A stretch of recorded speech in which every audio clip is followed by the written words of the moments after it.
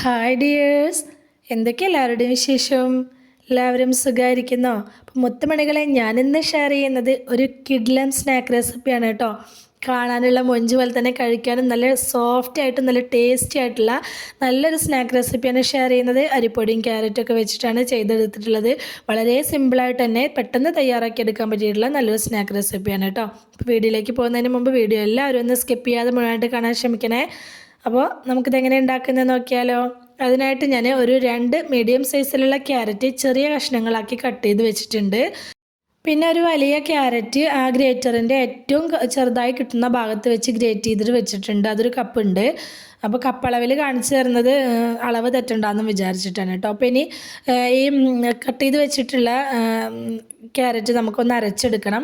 അപ്പോൾ ഞാനിതൊരു കപ്പളവിൽ എത്ര ഉണ്ട് എന്ന് കാണിക്കുന്നുണ്ട് കേട്ടോ. അപ്പോൾ ഇതപ്പോൾ ഒരു കപ്പ് നിറച്ച് അത് ഇട്ടിട്ടുണ്ട്. അത് കൂടാതെ പിന്നെ കുറച്ചും കൂടി ഉണ്ട് കേട്ടോ. അപ്പോൾ 1.25 കപ്പൊന്നും ഉണ്ട് എന്ന് പറയാൻ കഴിയില്ല.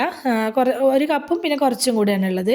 ഇനി ഇതൊന്ന് അരച്ചെടുക്കണം. നല്ല ഫൈനായിട്ട് അരക്കേണ്ട, ചെറിയ തരികളോടുകൂടി നമുക്കൊന്ന് അരച്ചെടുക്കണം. അപ്പോൾ വളരെ കുറച്ച് വെള്ളം, അതായത് ഒരു 2 ടേബിൾ സ്പൂണൊക്കെ വെള്ളം ഒഴിച്ച് കൊടുത്തിട്ട് നമുക്കിതൊന്ന് അരച്ചെടുക്കുക. വെള്ളത്തിൻ്റെ അളവ് ഒട്ടും കൂടി പോകരുത് കേട്ടോ. ഇതാ അപ്പോൾ ഞാൻ അരച്ചെടുത്തിട്ടുണ്ട്. ചെറിയൊരു തരികളൊക്കെ ഉണ്ട് കേട്ടോ.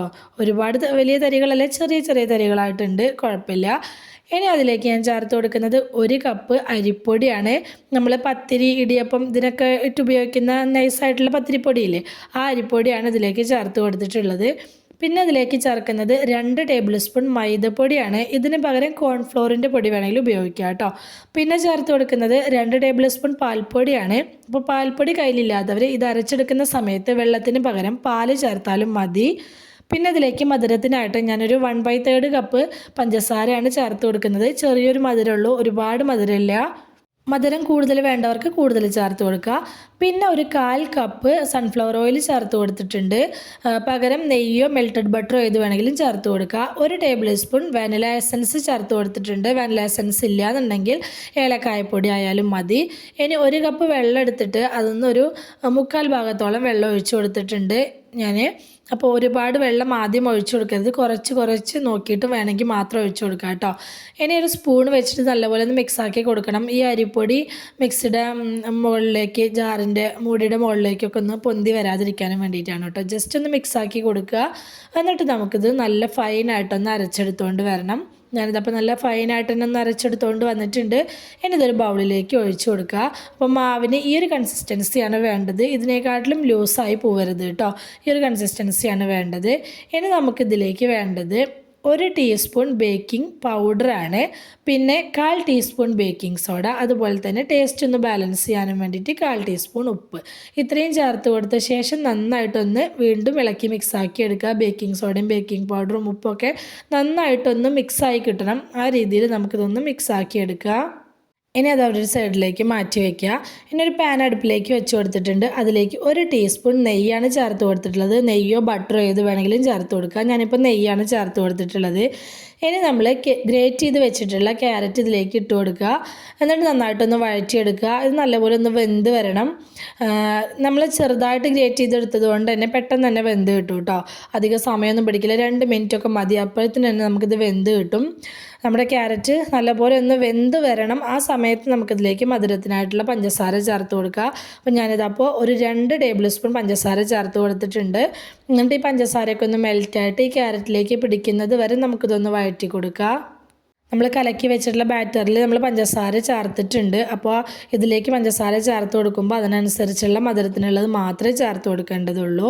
ഈ പഞ്ചസാരയൊക്കെ ഒന്ന് മെൽറ്റായി ക്യാരറ്റിൽ പിടിച്ച് വന്നിട്ടുണ്ടെങ്കിൽ നമുക്കിതിലേക്ക് ഒരു 2 ടേബിൾ സ്പൂണോളം വെള്ളം ഒഴിച്ച് കൊടുക്കുക. കൂടുതലാവേണ്ട, ഒരു 2 ടേബിൾ സ്പൂൺ മാത്രം വെള്ളം ഒഴിച്ച് കൊടുത്തിട്ട് ആ ക്യാരറ്റിലേക്ക് വെള്ളം ഒന്ന് നന്നായിട്ട് പിടിച്ച് കഴിഞ്ഞിട്ടുണ്ടെങ്കിൽ നമുക്ക് അപ്പം തന്നെ ഫ്ലെയിം അങ്ങ് ഓഫാക്കിയിട്ട് ഇത് ചൂടാറാനായിട്ട് വയ്ക്കുക. അത് ചൂടാറുന്ന സമയം കൊണ്ട് നമുക്ക് ഈ സ്നാക്ക് തയ്യാറാക്കിയെടുക്കുന്ന ആ പാത്രങ്ങളൊന്ന് ഓയിൽ തടവിയെടുക്കുക. ഓയിലോ നെയ്യോ ഏത് വേണമെങ്കിലും ചേർക്കാം. ഞാനിപ്പോൾ ഓയിലാണ് ഒഴിച്ചു കൊടുത്തിട്ടുള്ളത്. ഇതുപോലെ ഒരു പാത്രങ്ങളാണ് ഞാൻ എടുത്തിട്ടുള്ളത്. കുഞ്ഞു കുഞ്ഞു സ്റ്റീലിൻ്റെ ബൗളാണ് എടുത്തിട്ടുള്ളത്. ഇനിയിപ്പോൾ അങ്ങനെയല്ല, നിങ്ങൾക്കൊരു സ്റ്റീലിൻ്റെ പ്ലേറ്റാണ് അതിലാണ് ചെയ്തെടുക്കാൻ എളുപ്പമെന്നുണ്ടെങ്കിൽ അതെടുത്താലും മതി. അങ്ങനെ ആകുമ്പോൾ ഒരുപാട് കട്ടി ഉണ്ടാവില്ലല്ലോ, പെട്ടെന്ന് തന്നെ വെന്ത് കിട്ടുകയും ചെയ്യും കേട്ടോ. ഇങ്ങനത്തെ പാത്രങ്ങളാകുമ്പോൾ കുറച്ചൊന്ന് വെന്ത് കിട്ടാനുള്ള സമയം എടുക്കും. നടക്കും. അപ്പോൾ നമ്മൾ ഓയിലൊക്കെ തടവി ഈ പാത്രങ്ങൾ മാറ്റി വെച്ചിട്ടുണ്ട്. അപ്പം നമ്മുടെ ബാറ്റർ ഞാൻ ഒന്നുകൂടി ഒന്ന് ഇളക്കി കൊടുക്കുന്നുണ്ട്. വിസ്ക് ഉപയോഗിച്ചൊന്ന് ഇളക്കി കൊടുത്തിട്ടുണ്ട് കേട്ടോ. അതിന് വിസ്ക് ഉപയോഗിക്കുമ്പോൾ നമുക്ക് നമ്മുടെ ബേക്കിംഗ് പൗഡറോ ബേക്കിംഗ് സോഡയോ ഒക്കെ അലിയാതെ എവിടെയെങ്കിലും കട്ട പിടിച്ച് കിടക്കുന്നുണ്ടെങ്കിൽ അതൊക്കെ പെട്ടെന്ന് തന്നെ അത് കലിഞ്ഞ് കിട്ടും കേട്ടോ വിസ്ക് ഉപയോഗിച്ച് നമ്മൾ ഇളക്കുന്ന സമയത്ത്. ഇപ്പം ഒന്ന് ഇളക്കിയെടുത്ത ശേഷം ചൂടാറാനായിട്ട് മാറ്റി വെച്ചിട്ടുള്ള ക്യാരറ്റ് വഴറ്റിയതിൽ നിന്ന് പകുതി ഇതിലേക്ക് ചേർത്ത് കൊടുക്കുന്നുണ്ട്. മുഴുവനായിട്ട് ചേർക്കുന്നില്ല, പകുതി ചേർത്ത് കൊടുക്കുന്നുണ്ട്. കൂടെ തന്നെ 1 ടീസ്പൂൺ നാരങ്ങനീരോ അല്ലെങ്കിൽ വിനാഗിരിയോ ചേർത്ത് കൊടുക്കുക. ഞാനിപ്പോൾ 1 ടീസ്പൂൺ നാരങ്ങനീരാണ് ചേർത്ത് കൊടുത്തിട്ടുള്ളത്. എന്നിട്ട് വീണ്ടും നന്നായിട്ടൊന്ന് മിക്സാക്കി എടുക്കുക. നന്നായിട്ടൊന്ന് മിക്സാക്കി എടുത്തു കഴിഞ്ഞാൽ നമ്മുടെ ബാറ്റർ ഇവിടെ റെഡി ആയി കേട്ടോ. ഇത്രയേ ഉള്ളൂ. ഇനി നമുക്കിത് ആവിയായിട്ട് എടുക്കാനുള്ള പാത്രത്തിലേക്ക് ഇതുപോലെ നമ്മൾ ഓയിൽ തടവി വെച്ചിട്ടുള്ള പാത്രം ഉണ്ടല്ലോ അതിലേക്ക് ഒഴിച്ചു കൊടുക്കുക.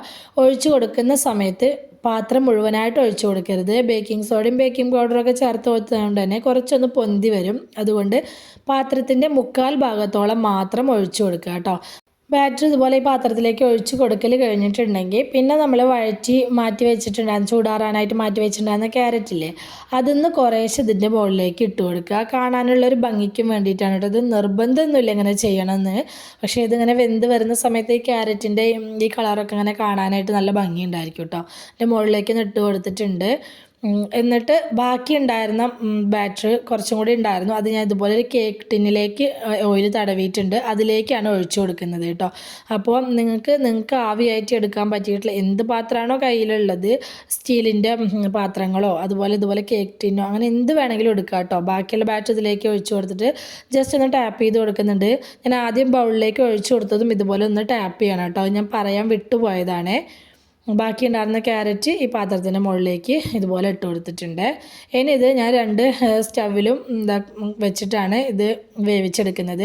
അപ്പോൾ ബൗളുകൾ ഞാൻ ഇതുപോലെ ഒരു ഇഡ്ഡലി ചെമ്പിൽ തട്ട് വെച്ച് കൊടുത്തിട്ട് അതിൻ്റെ മുകളിലേക്ക് വെച്ച് കൊടുത്തിട്ടാണ് ഒന്ന് ആവിയായിട്ട് വേവിച്ചെടുക്കുന്നത്. അപ്പോൾ ഹൈ ഫ്ലെയിമിൽ തന്നെയാണ് വെച്ചിട്ടുള്ളത്. ഒരു 20-25 മിനിറ്റോളം ടൈം എടുത്തിട്ടുണ്ട് കേട്ടോ അത് വെന്ത് കിട്ടാനായിട്ട്.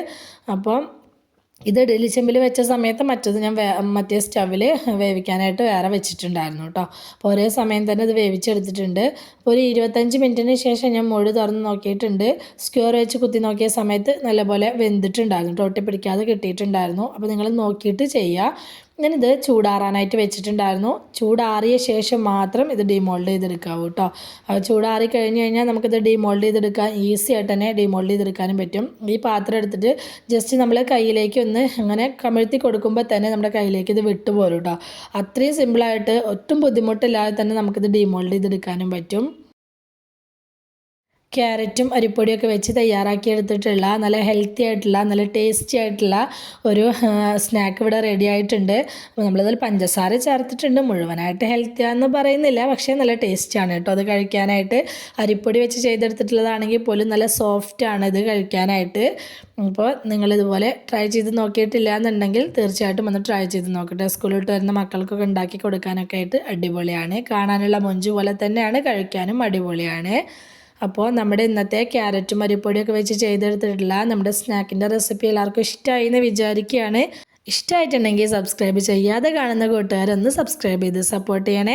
അതുപോലെ തന്നെ റെസിപ്പി ഇഷ്ടമായിട്ടുണ്ടെങ്കിൽ അതിപ്പോൾ തന്നെ ഒരു ലൈക്ക് തന്ന് സപ്പോർട്ട് ചെയ്യണം കേട്ടോ. അതുപോലെ തന്നെ ഹൈപ്പ് ചെയ്യണം. നിങ്ങളുടെ അഭിപ്രായങ്ങളെല്ലാം കമൻ്റായിട്ട് പറയണം. റെസിപ്പി ഇഷ്ടമായിട്ടുണ്ടെങ്കിൽ അത് നിങ്ങൾക്ക് ഉപകാരപ്പെട്ടു എന്ന് തോന്നുന്നുണ്ടെങ്കിൽ നിങ്ങളുടെ ഫ്രണ്ട്സിനോ ഫാമിലിക്കോ ഒക്കെ ഒന്ന് ഷെയർ ചെയ്ത് കൊടുക്കുക കൂടി വേണേ. ഇതുവരെ കൂടെ നിന്ന് സപ്പോർട്ട് ചെയ്തിട്ടുള്ള എൻ്റെ എല്ലാ മുത്തമണികൾക്കും ഒരുപാട് നന്ദി. എന്നാൽ ശരി, സിമ്പിൾ ആൻഡ് ടേസ്റ്റി റെസിപ്പിയുമായി ഞാൻ വീണ്ടും വരാം. Bye.